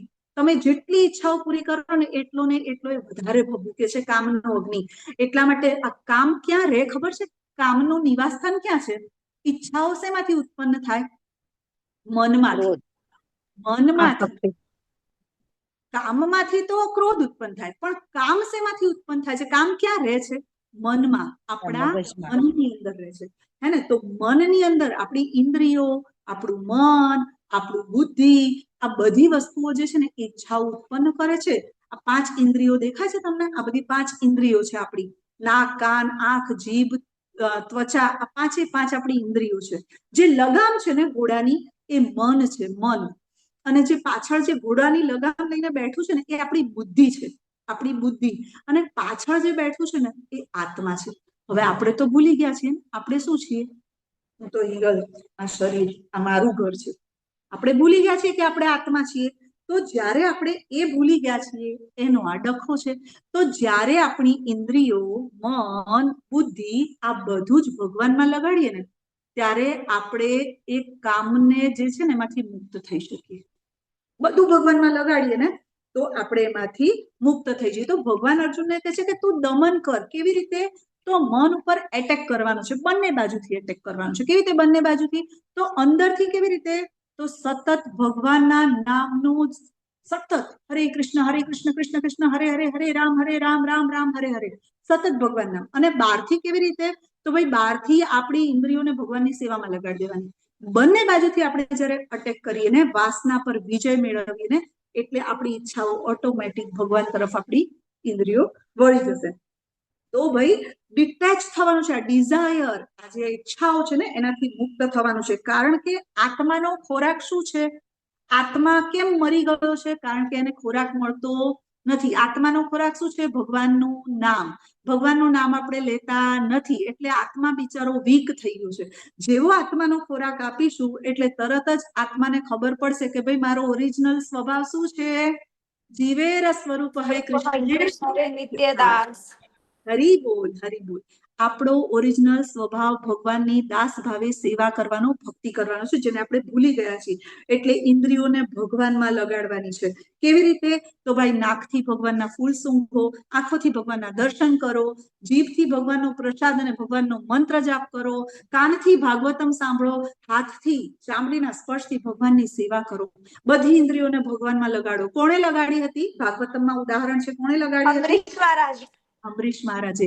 તો ભાઈ હવે આપણે પણ એવી ઇન્દ્રિયોને આપણે ભગવાનમાં લગાડવાની છે. તો વાસના પર વિજય તો મેળવવાનો છે. તો ભાઈ કેવી રીતે વાસના પર વિજય મેળવવામાં આવશે? તો કે છે કે આ જે બુદ્ધિ છે ને, આજે આપણી કામરૂપ જે આપણને ઘોડા અને આ બધું જે બતાવે ને, તો ભગવાન એનું ઉદાહરણ આપે છે કે ભાઈ આ જે તારી ઇન્દ્રિયો છે ને, એ રાત્રે ઈચ્છા કરે, પીઝા ખાવાની ઈચ્છા થઈ, 1 વાગ્યો છે પણ પીઝા યાદ આવી ગયા. એટલે પેલું મન કે ને, હા ગઈ વખતે ખાધું તું, કે મજા પડી ગઈ હતી, ચાલ ચાલ ચાલ ખાવું જોઈએ. તો બુદ્ધિ કે હા, વ્યવસ્થામાં લાગી જાય. અચ્છા ઝોમેટો કરી દે, સ્વીગી થી આવી જશે. અચ્છા, એટલે પછી અવળા માર્ગે ધકેલી ગયા. પણ જ્યારે આત્મા અને બુદ્ધિ, આત્મા ભગવાન, આત્મા જાગૃત થશે, એનો નિત્ય જે દાસ ભગવાનનો છે એ ખબર પડશે, તો આત્મા બુદ્ધિ છે ને આત્મા સાથે જોડાઈ જશે. અને જ્યારે બુદ્ધિ આત્મા સાથે જોડાઈ જાય ને, એટલે જેવી ઇન્દ્રિય ઈચ્છા કરશે ને કે પીઝા ખાવા છે, તો મન કહેશે કે હા ગઈ વખતે ખાધા હતા, મજા પડી હતી. તો બુદ્ધિ કહેશે ઉભા રહો, સ્વીગી કરીએ. તો પાછળથી આત્મા કહેશે ઓ ભાઈ ઉભો રે, 1 વાગ્યા, અસુર છે, રાક્ષસ છે તું, રાતે 1 વાગે કોણ પીઝા ખાય? ખાવાની વસ્તુ છે, ચાલ ચાલ સવારે મંગળા આરતીમાં ઉઠવાનું છે, ઊંઘવાનું કરો ભાઈ, ઊંઘવાનું કરો. તરત જ બુદ્ધિ, મન, ઇન્દ્રિયો બધું જ ભગવાન બાજુ વળી જશે. આ રીતે આપણે ઇન્દ્રિયોને સંયમિત કરી શકીએ છીએ. બુદ્ધિને ભગવદ્ ગીતા વાંચવામાં લગાવો, બુદ્ધિને મનને ભગવાનની સેવામાં લગાવો, ઇન્દ્રિયોને ભગવાનની સેવા કરો, ભગવાનની કથા સાંભળવામાં લગાવો, તો ભૌતિક બુદ્ધિ ઓટોમેટિક કેવી બની જશે? આધ્યાત્મિક બની જશે. જ્યારે ઇન્દ્રિયોની ખોટી ઈચ્છા થાય ને, ત્યારે મન એમને જે ડેટા આપે ને, એ ડેટા મળતો બંધ થઈ જાય. બુદ્ધિ અને આઈડિયા આપવાનું બંધ કરી દે. જ્યારે આપણી બધું જ આપણી બુદ્ધિ આધ્યાત્મિક થાય, એટલે જેવું ઈચ્છા થાય ને એટલે બુદ્ધિ માળા પકડાવે, બુદ્ધિ ભગવદ્ ગીતા પકડાવે, બુદ્ધિ શ્લોક યાદ કરાવે, બુદ્ધિ કહેશે કે ક્લાસ છે અટેન્ડ કરો. રાઈટ? તો આમ આત્મજ્ઞાની વ્યક્તિઓને આપણે જોઈએ ને તો ખૂબ જ સંયમિત જીવન જીવતા હોય છે, કારણ કે એમની ઇન્દ્રિયો પણ સંયમિત હોય છે. કેવા કર્મ કરે છે એ લોકો? કેવા કર્મ કરે છે આત્મજ્ઞાની વ્યક્તિ? જેને ખબર છે કે હું શરીર નથી, હું આત્મા છું, એ કેવા કર્મ કરશે? યજ્ઞ અર્થાત કર્મણો. યજ્ઞ અર્થાત કર્મણો એટલે ભગવાનને સેન્ટરમાં રાખીને ભગવાનની પ્રસન્નતા માટે કર્મ કરો. બરાબર છે? તો આનાથી કર્મનું બંધન થશે નહીં. 3.30 ભગવાન કહે છે ને, મય સર્વાણી કર્માણી, બધું મારા માટે કર. ભગવાન આગળ 9મા અધ્યાયમાં કહે છે, શું કહે છે? યદ કરોતિ યદસ્નાસી યદ જુહોતિ દદાસી યદ તપસ્યસી કૌંતેય તત્પુરુષવ મદર્પણમ. તું જે કાંઈ કરે, તપ કરે, ખાય, કોઈ પણ કર્મ કરે, બધું મને અર્પણ કર. તો અહીંયા આગળ કર્મ સાથે સંકળાયેલા પાપથી આપણે બચી જઈશું. તો આજથી પાપથી બચવા માટે ભોગ લગાયા વગર કોઈએ ભોજન કરવાનું નથી. ભગવાનને ભોગ લગાડીને પછી જ ભોજન કરવાનું છે. દરેક કાર્ય જે કરીએ છીએ ભગવાનને અર્પણ કરવાનું છે. જે દેશમાં જઈએ ને એ દેશના કાયદા કાનૂન લાગુ પડી જાય છે. બરાબર? આપણે અહીંયા આવ્યા ભૌતિક જગતમાં તો માયાદેવીના કાયદા કાનૂન આપણને લાગુ પડી જાય છે. તો રજો ગુણ, સતો ગુણ ને તમો ગુણ આપણા પર હાવી થઈ ગયા છે. પરંતુ આપણે દરેક કર્મને ભગવાનને અર્પણ કરીને ભગવાનને કેન્દ્ર સ્થાને રાખીને કરીશું તો આપણે એના બંધનમાંથી છૂટી જઈશું અને ભગવત પ્રાપ્તિ કરી શકીશું. વાંછા કલ્પતરુભ્યશ્ચ કૃપા સિંધુભ્યેવ ચ પતિતાનામ પાવનેભ્યો વૈષ્ણવેભ્યો નમો નમઃ. અનંત અનંત કોટી વૈષ્ણવ વૃંદ કી જય. શ્રીલ પ્રભુપાદ કી જય. શ્રીમદ ભગવત ગીતા કી જય. અર્જુનજી મહારાજ કી જય. હરે કૃષ્ણ હરે કૃષ્ણ કૃષ્ણ કૃષ્ણ હરે કૃષ્ણ હરે હરે હરે રામ રામ રામ હરે હરે હરે માતાજી દંડવત પ્રણામ.